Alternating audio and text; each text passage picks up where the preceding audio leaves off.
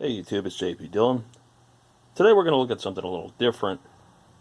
Right now you're looking at a fairly well-used and messy work area. But if you watch the channel and you know me, you know that I like a few things in life. And that is old appliances, old cars, old TVs, old radios, and fans. Pretty much anything else that's quirky and mechanical. So I wanted to show you something that I got that I was particularly excited about. And the thing in question is this. I like how the box says, another Eskimo fan. So what's in this box is what it says it is. It's an 8-inch stand-up fan. It's the model 081005. It's a McGraw Edison. And I found this at a estate sale. And it was a lady who had collected a lot of things, and she pretty much used them once or twice and then put them back in the box. And it was really interesting to pick up a bunch of stuff. I got this, some dishware, an old Sunbeam mixer, and some other stuff. But you can see here the box is in extraordinarily good shape.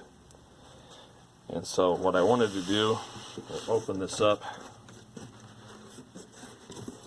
Oh, and if you're curious, when this was sold, it was sold at the Thrifty Drugstore for $6.07. So, I'm going to go ahead and open the box here and take this out.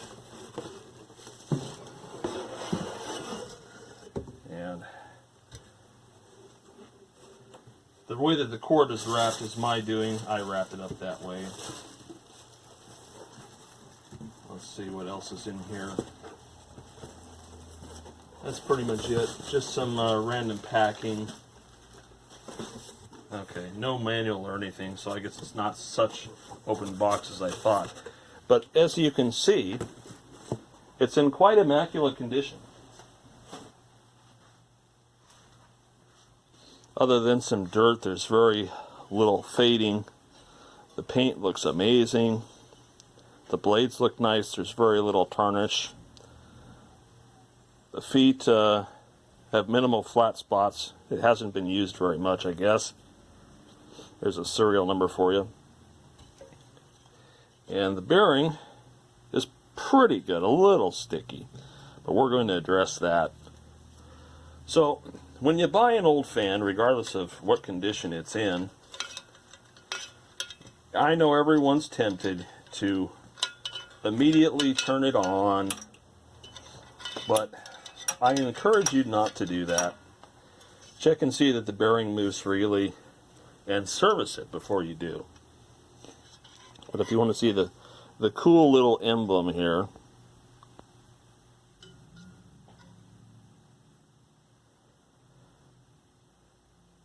so there you go. UL listed. Ooh, this is probably early to mid 60s.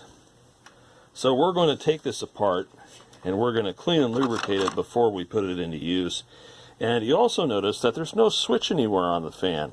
That was not uncommon for these inexpensive single-speed desk fans to have no switch. You just plug them in when you use them and unplug them when you didn't.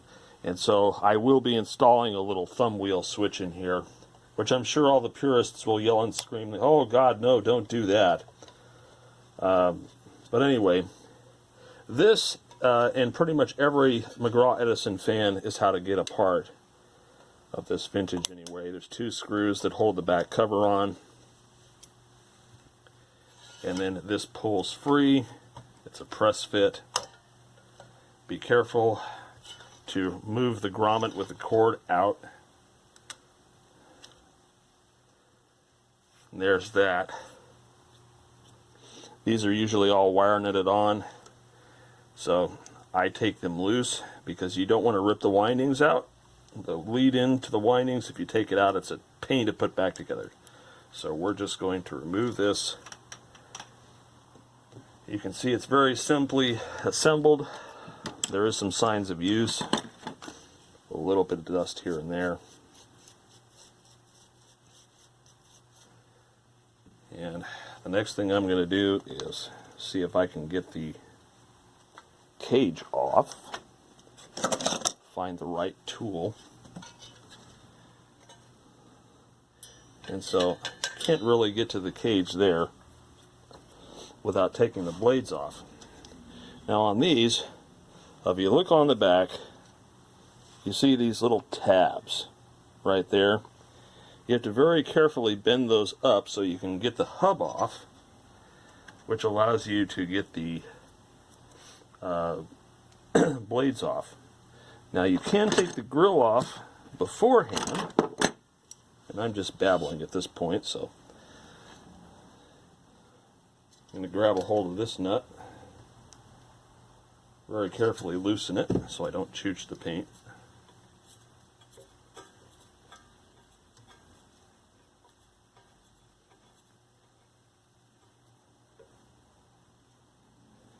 And then tilt the fan like this and do the other one.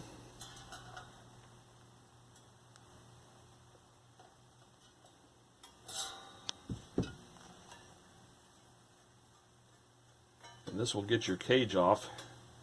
And you can't just pull it straight away, obviously, because the blades are in the way. So we're going to get this loose. And then we're going to rotate the cage around the blade assembly.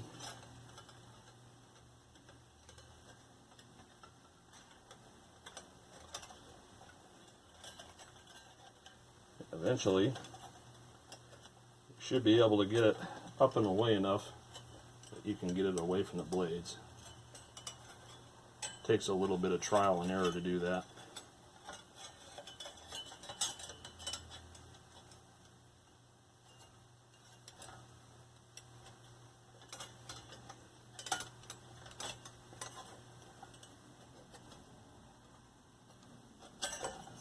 There we are. And again, you're going to have to finagle it some. So now what I'm going to do is, since this is very thin tin or aluminum, I'm going to take a X-Acto and I'm going to very carefully bend these up so that I can get the blade hub off. Just get them up a little bit. They bend really easy, so don't break them. And then I'm going to bend this tab up and push it through, bend this tab up a little more, and now I should be able to get the hub off, and that reveals the nut that holds the blades on. You can see just like that. Okay, so if you don't have a socket that'll work, I don't think I do.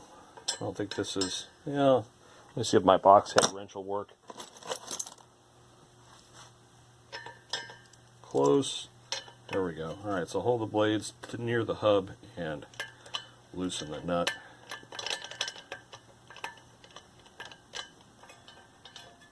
And of course the motor shaft behind it's going to want to turn. So I have to grip the shaft with the long pair of pliers, and then, there we go, get that loose. And all the nuts are the same on this, so don't worry about mixing them up. And we'll just pull this apart, and then there's a backing nut here. So we're going to go ahead and grab this and do the same thing. The backing nut, well, I take that back. Backing nut is the only thing that's different here. And it's obvious because it's cupped to fit the back of the blades. So the next thing you do once you do that is you're going to take loose these two nuts so that we can get the motor out. And the whole assembly, there are screws behind this. Let's see, what's the best way to show you this? Get a shorter one. And so we'll do box head from the front and hold the flat heads from the back.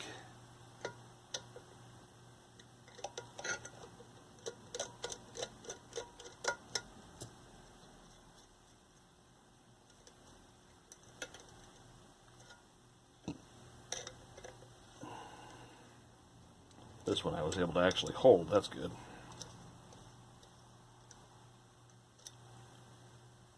Okay, push our screws back through. And now you should be able to get the motor out. Now the windings are going to want to stay there. Be careful because sometimes these will migrate and they'll keep the rotor from coming out. So very carefully push them aside so that you can squeeze the rotor out.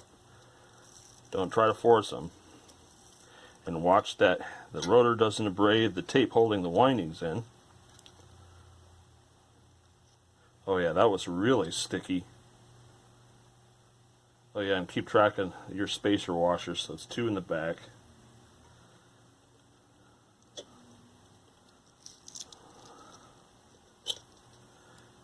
Let's see, we got that spacer and looks like 1 in the front.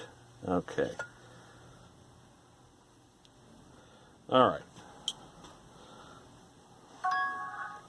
So now that we've got this apart, let me get some alcohol and Q-tips and we'll clean it up a little. And I actually just now noticed there's another spacer hiding in here. So there's 2 in the front, 2 in the back. Alright.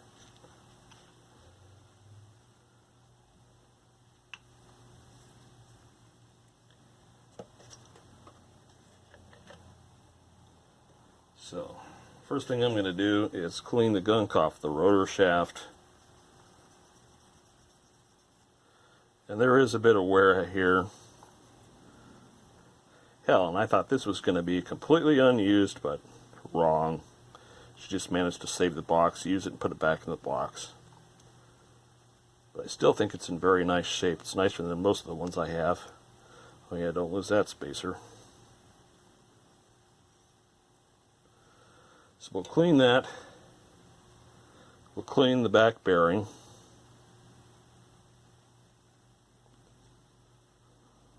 Get all that old sticky grease out of there. You can see that's pretty gross.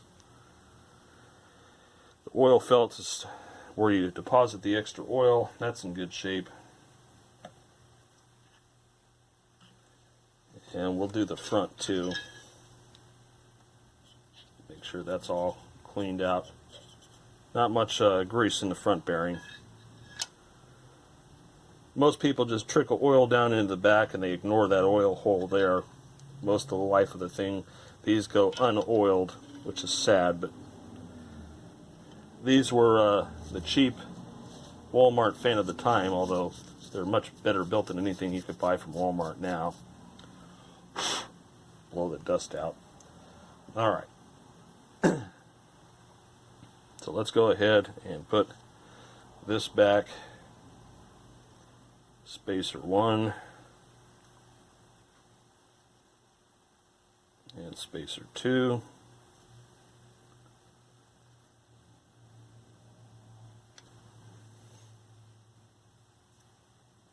So let me get my oiler, and I'm just going to drizzle some turbine oil on the shaft here. And then I'm going to get inside. I'm going to try to see if I can show you. This is where having the syringe really works. Is just get the oil felt all soaked up.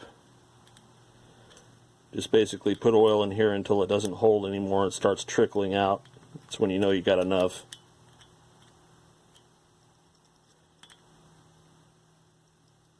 You can see it's starting to ooze a little bit. And then I'll put some oil inside the bearing there too. So now we'll reinsert our rotor. And again, be careful not to mess up those windings there.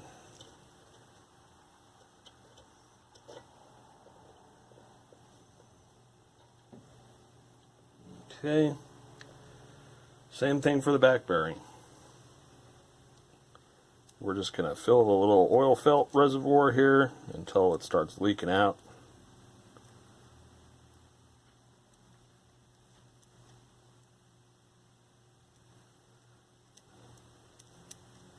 Put some oil inside here. Put some oil on the shaft.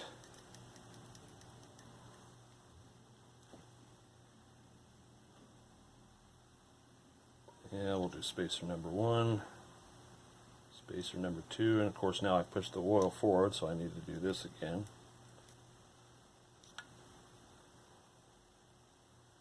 Reassemble our bearing,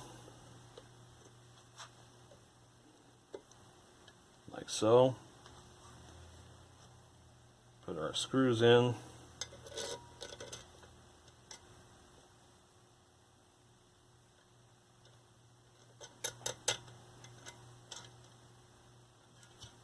Okay. Put the nuts on the front.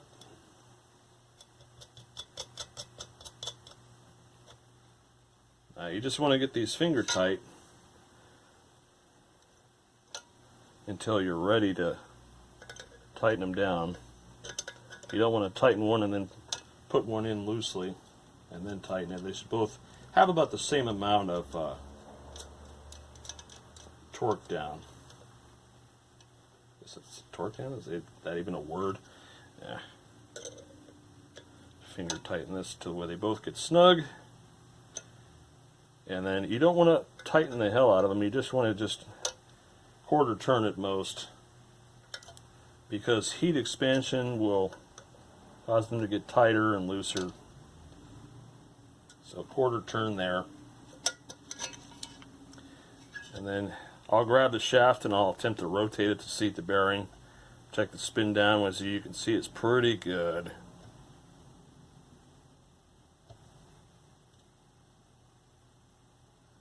Yeah, that's nice. Okay. So now what we'll do is we'll put the support bearing back on here for the blades.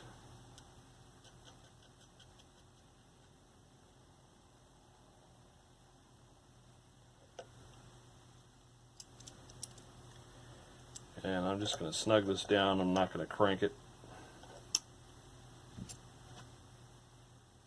And we'll put the blades back on.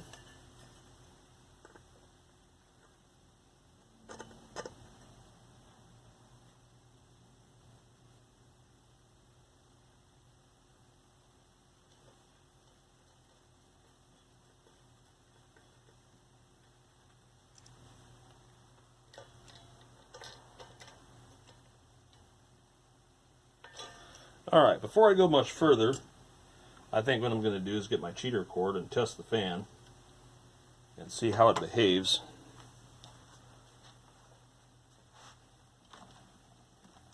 Make sure there's nothing else I got to do here.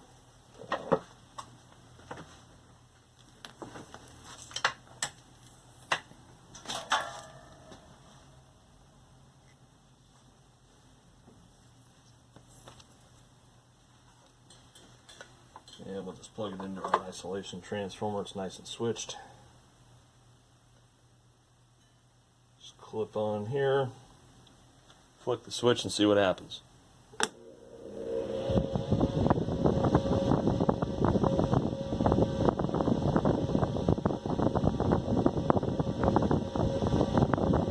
interesting that we got bearing hop.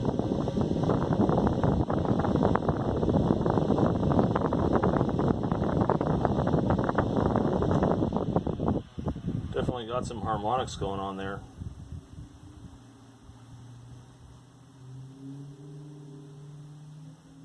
Spin down time is great. Look at that. That's pretty fantastic. Alright, so there's a bit of an issue. Not sure why it's doing this, but let me show you from the side so you can see it. You can see the blades moving in and out like this.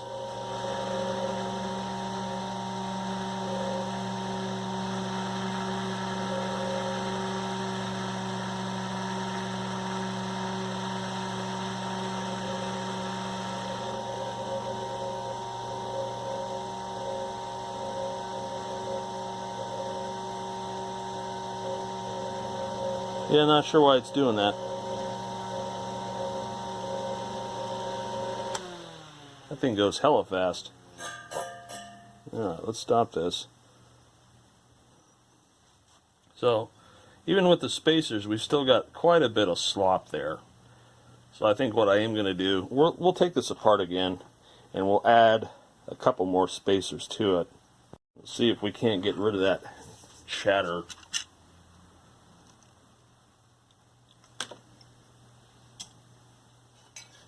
So apart it comes again.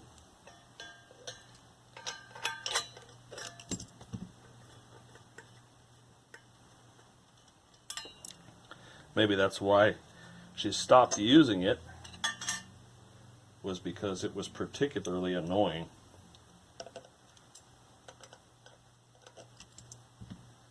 So we're going to see if we can add some more fiber washers to the front. So that way we get rid of the slop and it's less likely to chatter.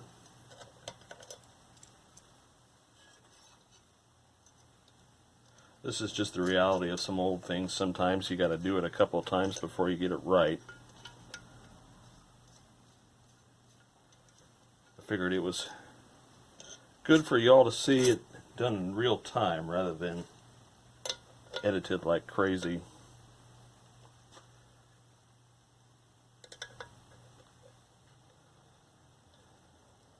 Of course, I definitely get a lot of hate mail for long videos, but whatever. Don't like it, watch something else. Okay, apart it comes again. And without the sticky grease, it certainly is easier to get apart.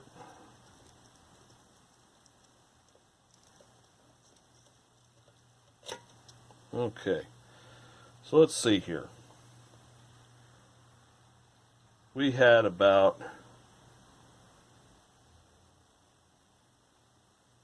what, 3 millimeters of play, something like that. Let's see what I have for spacer washers here. Diameter, that's wrong. Let's see, this should work. Just stick that right out front there.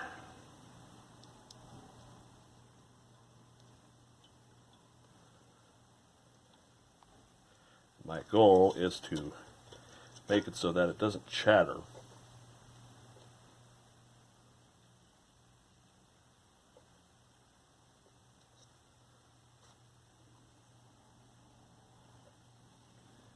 And since I just touched that shaft, more oil for you.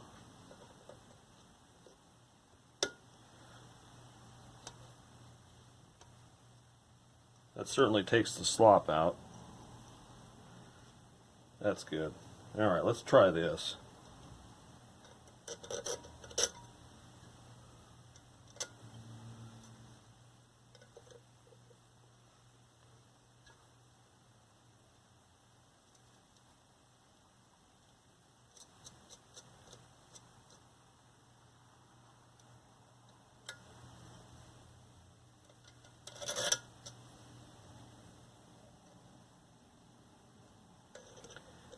You can get fiber washers at a hardware store, like MasterCard, order it, or eBay, or wherever you want to find them. Alright, so this is kind of what I feared we were going to run into. That's too much of a difference, and as I'm tightening down the nuts, the bearing's starting to seize up, so that spacer was too thick.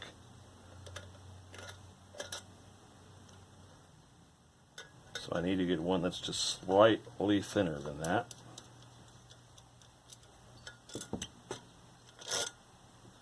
So apart it comes again.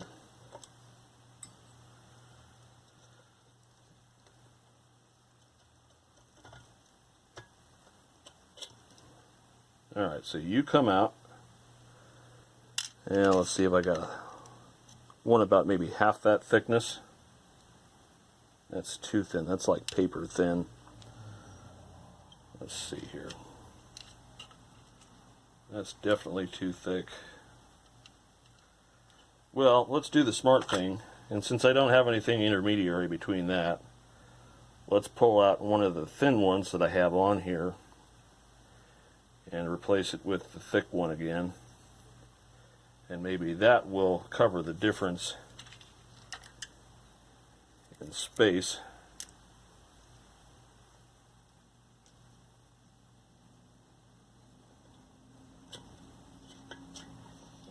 So in you go again.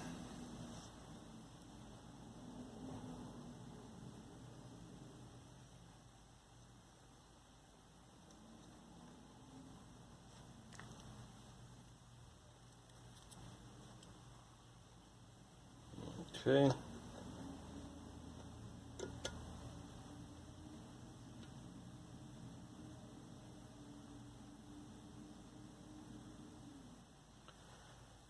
We've got a tiny little bit of slop. Hopefully it's enough to stop the chatter.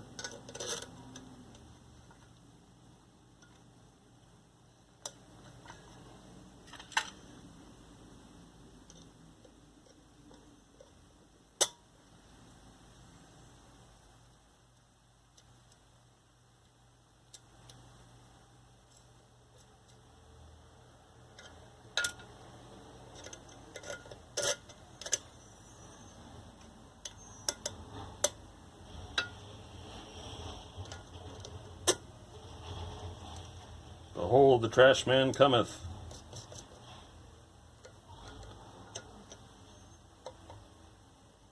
Okay. Tighten this down. Alright, finger tight. And we'll do just a little snug in there.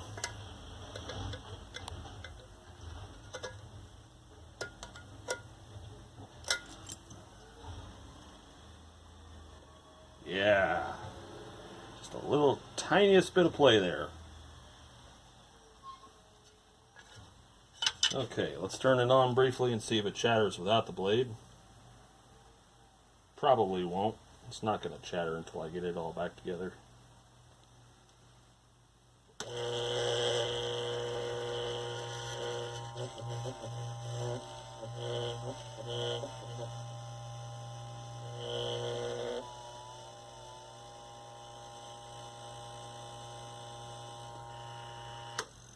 Better. Let's see what it's like with the blades on it.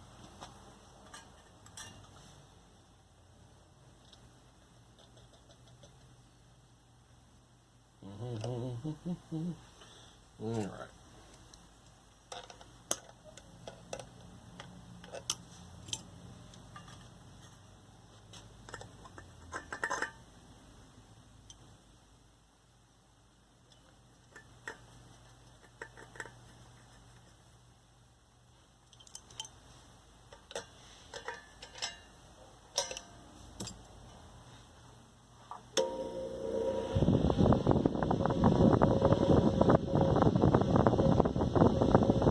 Still does that chatter. You can see the blades quivering too.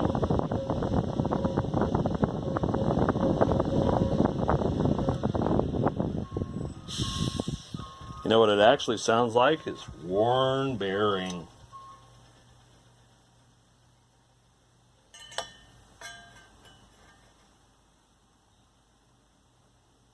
No lateral play. Interesting. Even taking the slop out, it's still a little cranky.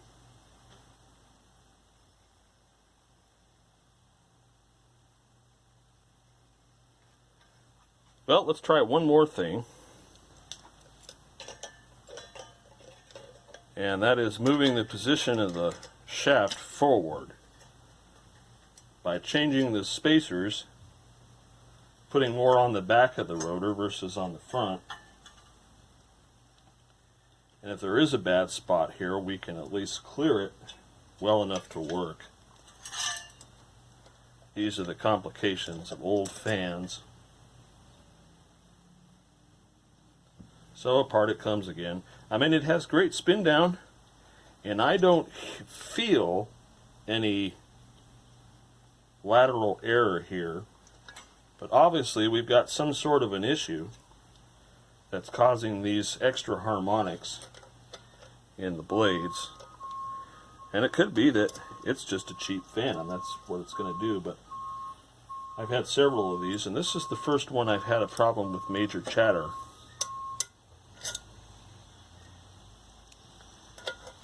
So let's try moving the position of the rotor.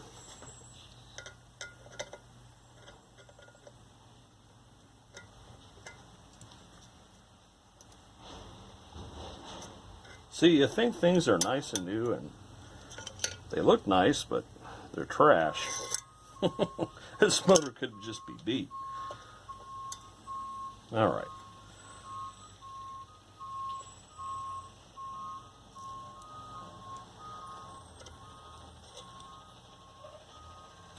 Okay, so let's take a look here.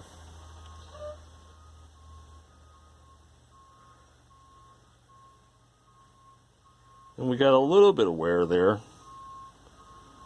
Not terrible for something its age. So what I'm going to do, I'm going to try to shift this forward a little bit.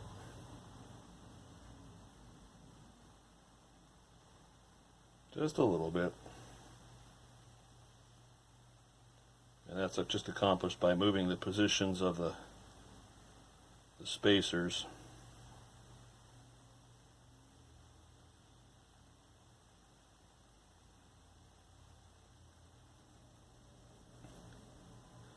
And I figure if I can move it far forward enough,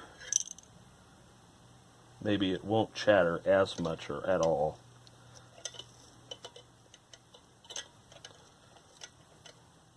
Get it past that worn spot. Suppose we'll find out, won't we?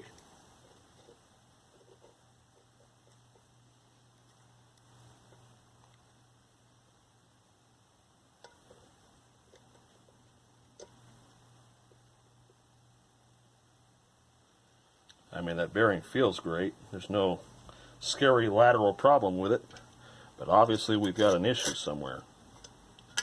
I'm just not sure where and what the cause is.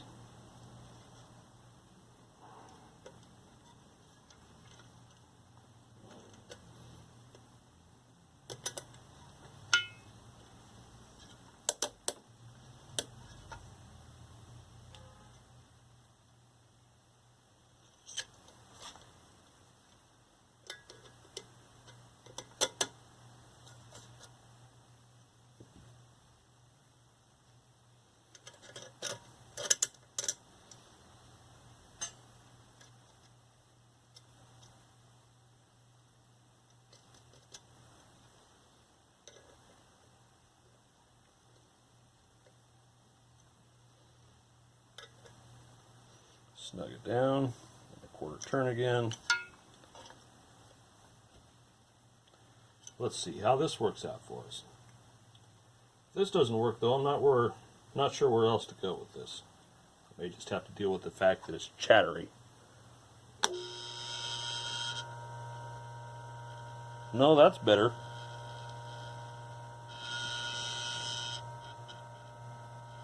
It's definitely not chattering as much now. Got a little bit of a buzz there from the case. The spin down's great.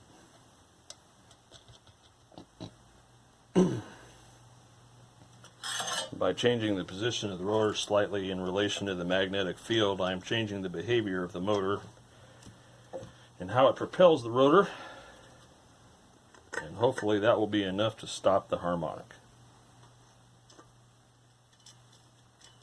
This will be the true test.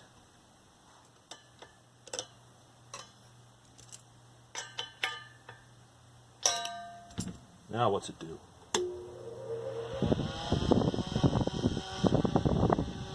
There it is. No more noise.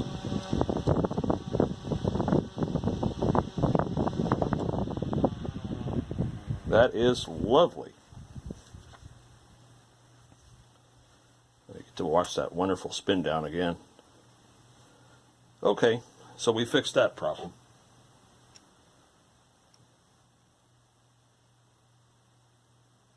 Now it's just a matter of putting it back together.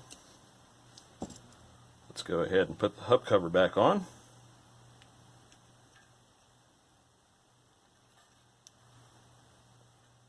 Don't want to bend that too much. There we go. Now we'll get behind here and bend the tabs back.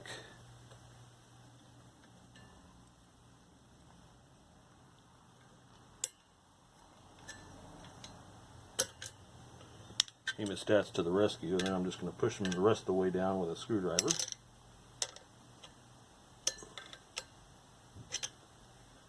And once you get it clean and lubricated, it's not necessary to take it all apart and do it again over and over and over again. As long as you keep oil in the system. Turbine oil is really good in the sense that it doesn't get dirty very easily, so you don't need to change it a lot.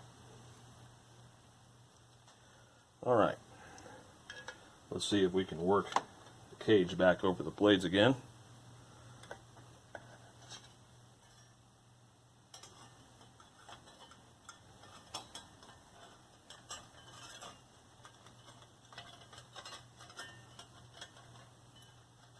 Much easier to get on than it is to get off.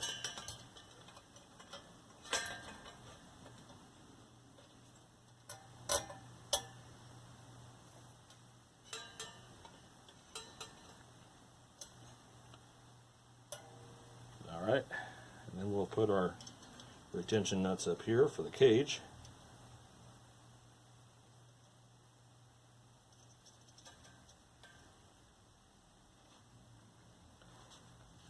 And we'll just tighten this down.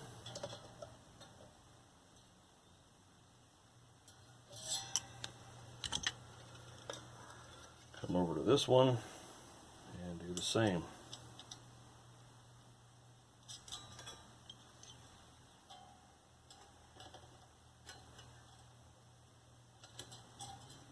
That wasn't quite on there yet.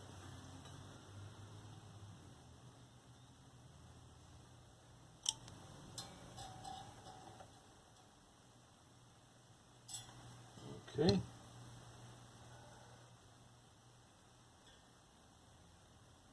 sure the blades aren't getting too close to the grill. And then we'll go ahead and wire nut this back together.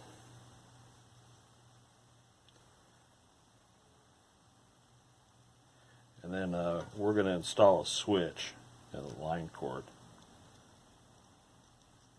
My hands will cooperate with me today, then I can get this back together.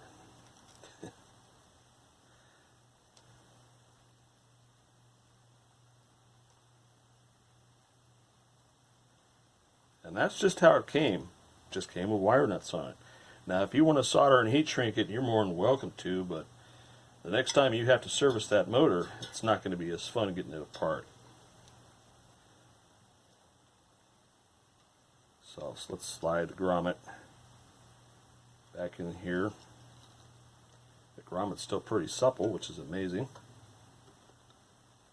And we'll line our back cover up.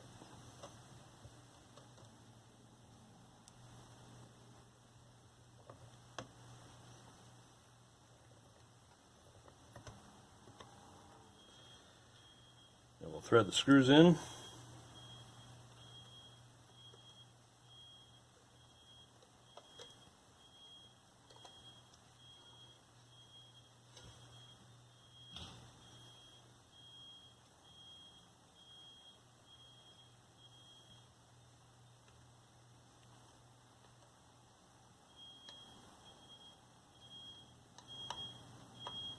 The reason why my thumb's there is so that I don't slip and scar the paint. Okay, let's give it a one final test before we put the switch in it.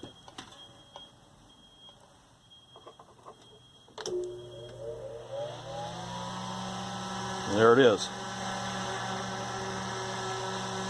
It's loud, but it puts out a fair amount of air.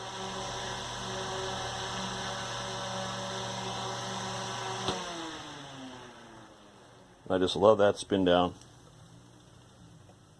The motor's in pretty good shape. We did have to correct the error with the harmonic bouncing around, but as you can see, it spins down nicely. Alright, let's get a switch in it. So what I like to use for these are these little thumb wheel switch jobbers here. You can pretty much get these at any hardware store. They don't need to have a huge amount of current capability because obviously it's just a little fan, maybe about 50 watts if that.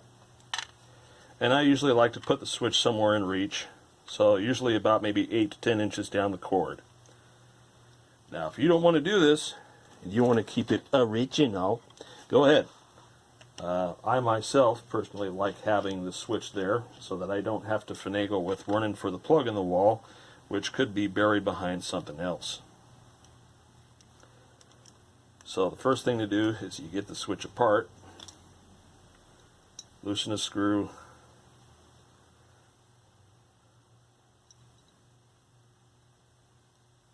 and so what you're doing here is you're essentially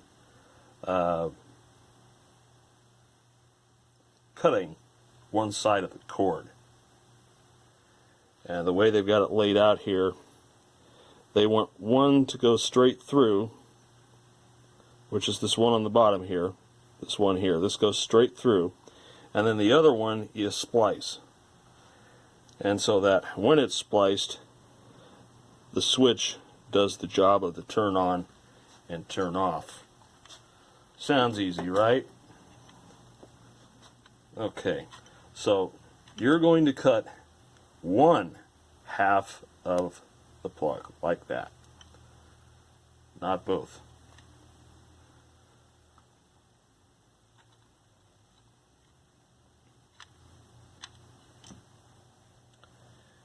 And so then what I'm going to do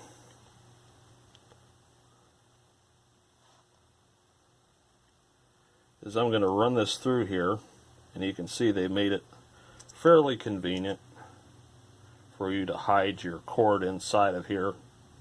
And you may have to trim a smidge more back, which is what I'm going to do.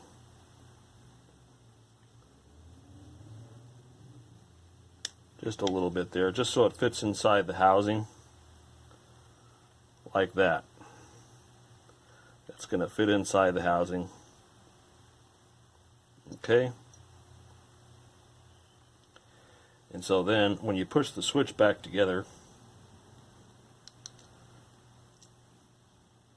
you see the little pinchy fork thing is going to pierce the insulation of the side that you cut. So the switch now completes the circuit. So make sure your cord's aligned and everything as you press it back together, and make sure that it's not pinching both wires, just one. Spin around here. Yep, we're just going to pinch those two wires there. And you're going to have to hold this. Put the little nut inside here. And then crank the switch down.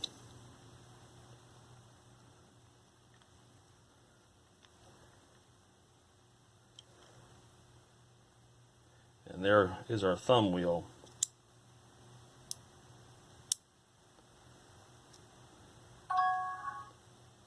Phone's just blowing up today.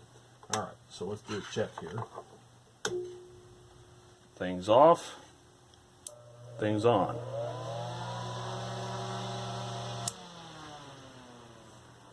So there we go.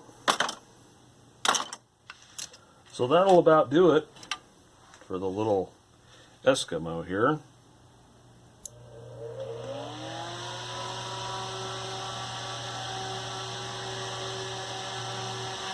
Blows a fair amount of air. I like it. A little on the noisy side. Minimal vibration. But it's a pretty good little fan.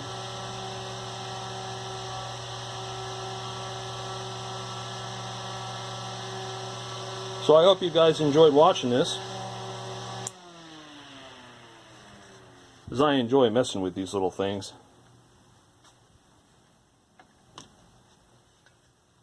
Let's just go ahead and bring the box back here. Love that spin down. So there you go. Another Eskimo fan for cool summer comfort. So this was the model 081005. All fixed and ready to go. Hope you guys enjoyed this. More stuff to come. So if you made it this far, here's your bonus footage. Digging around in the box, I found two additional things. One is additional fans by Eskimo. There's a whole catalog of them in here. Features: steeply pitched blades for maximum air movement, no TV or radio interference, meaning it's a brushless motor, induction type motor with oil impregnated bearings. I like the safety hints. Never insert foreign objects of any kind through fan guards. Do not permit fan to get wet. Keep out of reach of small children. Use only 115 volt 60 Hz AC current. Fan should be placed on a stable surface to avoid tipping over. And use and care. Use with 115 volt 60 cycle current on oscillating models. Start oscillation by turning your old knob to the right. To stop, tighten knob all the way to the left. For longer fan and motor life, oil monthly. Wow, monthly! I don't think anybody did that. During normal use, clean and lubricate at the beginning and end of fan season. Oiling instructions: oscillating and non-oscillating. 3 drops light oil in hole behind blade at front of housing and hole on motor dome. Breeze boxes: 3 drops light oil in hole behind blade on motor cap and in center back motor cap. Window fans, blah blah blah. And the famous guarantee. So it's got a 1-year warranty, and you got to mail it back in. Packing slip should be included with all defects. Guarantee does not apply to shipping damage as in it. Alteration, tamper with, blah blah blah blah blah. Cool stuff. And then we've got the little booklet that came with it. Congratulations on the purchase of your new McGraw-Edison Company product. It has been carefully tested and inspected before leaving the factory, but in the event it should require service, it may be obtained at any of the authorized service stations listed in this folder. During the guarantee period, as outlined below, a defective part or parts will be replaced or repaired or replaced without charge when the product is delivered, and prepaid to any of our service authorized service stations or to our service department, blah blah blah, in Missouri. And then there's the repeat of the guarantee, and there's a list. If you can see that list of all the authorized service stations. And let's see here. Did we have any in California? Yes, we did. We had quite a few.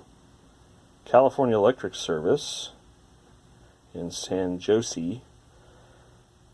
Hager's Appliance Repair in San Diego. Wow. Yeah, they've been gone for a while. And then on the back side here, here's more of them. So cool stuff. Anyway, have you hung on that long? Thanks for watching.